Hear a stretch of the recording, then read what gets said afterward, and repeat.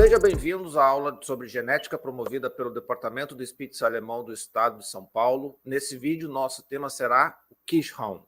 Nossa palestrante convidada será nada mais, nada menos que a Fabiana Michelsen de Andrade, bióloga com mestrado e doutorado e pós-doutorado em genética, trabalha com aconselhamento genético de criadores de pequenos animais, criadora do site geneticacanina.com, membro e pós-doutoranda do grupo de pesquisa em melhoramento genético animal, o Megagen, da Universidade Federal do Rio Grande do Sul, a URGS.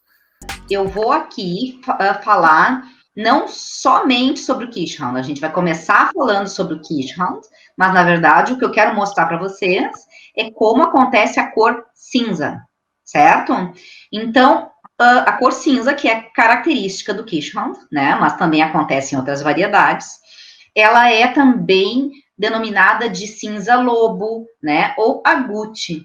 É importante a gente ter essa nomenclatura como sinônimos, para a gente não confundir o cinza deste tipo, que é padrão do Kirschhound e de outras variedades também, com o cinza diluído, o azul. Não tem nada a ver, são coisas completamente diferentes, tá? Então, este tipo de pigmentação, ele é devido a 4 genes diferentes, certo?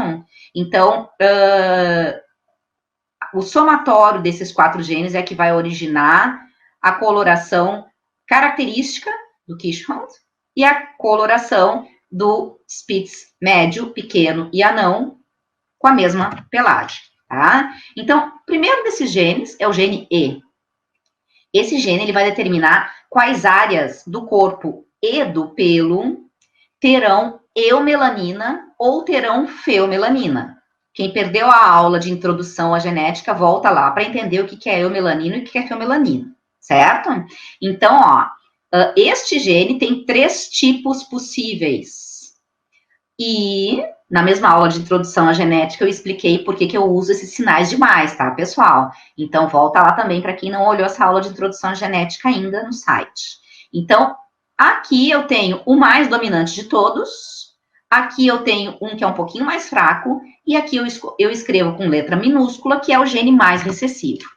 Qual é a diferença desses 3 tipos de gene E? O gene EM, ele determina a máscara, ele é o gene mais dominante. O Kirschhound, a maioria dos Kirschhound tem esta máscara melânica, a máscara escura. Atenção, não estamos falando da máscara em torno dos olhos, que é desejável nessa raça, e vamos falar dela depois, mas dessa máscara em volta da trufa, escura, preta, né, com eumelanina preta, tá?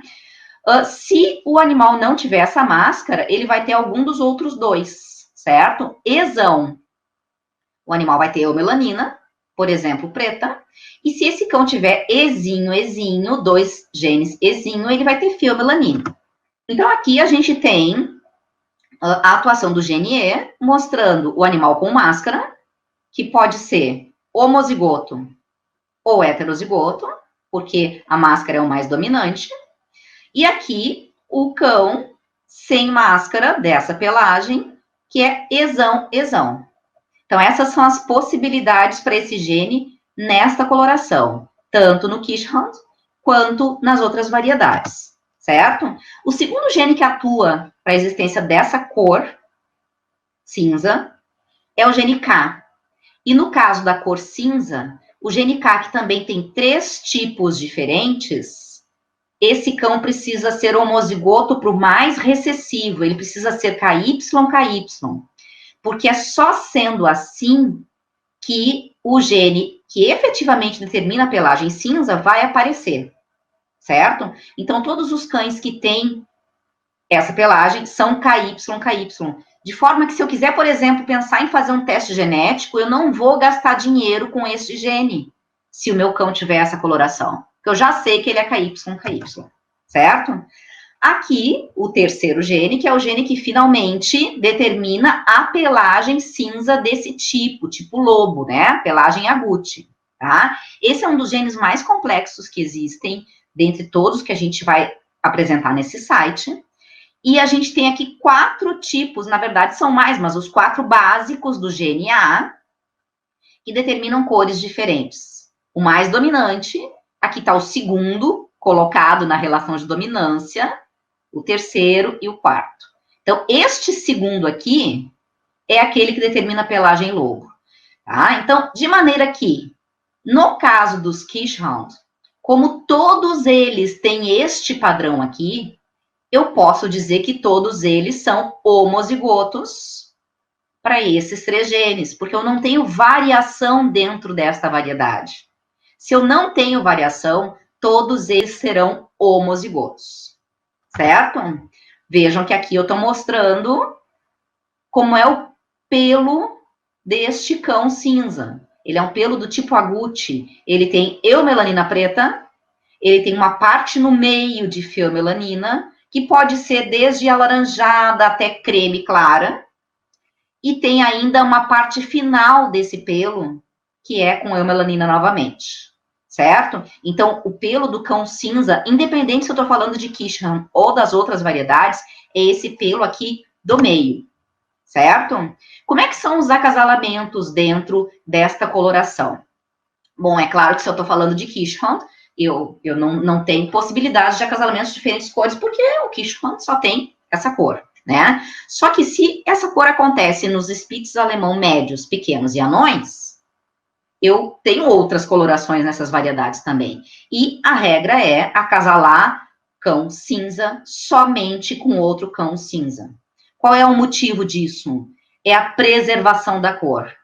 Por que a preservação da cor? Por que eu preciso manter isso para preservar a cor? Primeiro, porque é uma cor mais rara, mas além disso, a cor cinza ela é duplamente recessiva. O cão precisa ser KY, AW, certo? Então, se eu fizer um acasalamento contraindicado, aqui eu trago 3 exemplos para vocês.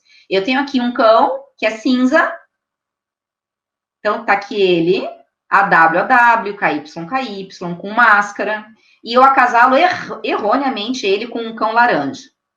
Esse cão laranja aqui, a gente vai ver nos outros vídeos, que ele tem essa constituição genética. O laranja domina sobre o cinza. Então, eu vou ter filhotes que não são cinzas, eu não estou conseguindo preservar a cor fazendo esse tipo de acasalamento. Se eu faço, por exemplo, o acasalamento do cinza com preto, por causa da constituição genética do gene A, que no preto eu não tenho como saber, é imprevisível o que vai acontecer na minha prole, certo? E se eu faço o acasalamento de um cão cinza, né? Falando, por exemplo, na variedade Spitz alemão anão, ou Spitz alemão pequeno, por exemplo. Se eu faço o acasalamento de um cão cinza com um cão preto e castanho, eu posso ter ou um cão preto e castanho com máscara, que veio lá do cinza, e daí já descaracterizou a marcação, ou eu posso ter um cão cinza misturado com a marcação preto e castanho, que também não é padrão, certo? Então, por causa de todos esses motivos, nas variedades em que existem outras cores além do cinza, o acasalamento com as outras cores é contraindicado, certo? Tem pergunta, Luiz? Aqui a gente percebe, Fabi, que a gente encontra um gene que constitui a máscara expressa, mas não se existe uma resposta do porquê dos óculos, que é tão característico e desejado nessa variedade. Não, eu acredito que deva ter uma determinação genética, mas não tem estudo sobre isso e não se descobriu ainda qual é o gene que traz essa marcação tão desejada no Keeshond, principalmente, né? Que é essa questão em volta dos olhos, né? Embora não haja nenhuma comprovação científica e nem marcadores genéticos que expressam tais distribuições nessas marcações, aconselhamos que sejam selecionados exemplares que as tenham com boa intensidade. Sabemos que, na prática, a seleção feita de maneira correta leva à fixação de certas características e à produção de cães com marcações mais intensas e padronizadas. Em nome de toda a diretoria do Departamento da Raça Spitz Alemão do Estado de São Paulo, agradecemos a doutora Fabiana Andrade pela idealização e parceria deste trabalho. Dúvidas sobre testes genéticos, aconselhamentos, marcadores ou como proceder, procure na descrição deste vídeo ou no próprio site do departamento, na aba Sites Importantes, ou mesmo no site geneticacanina.com.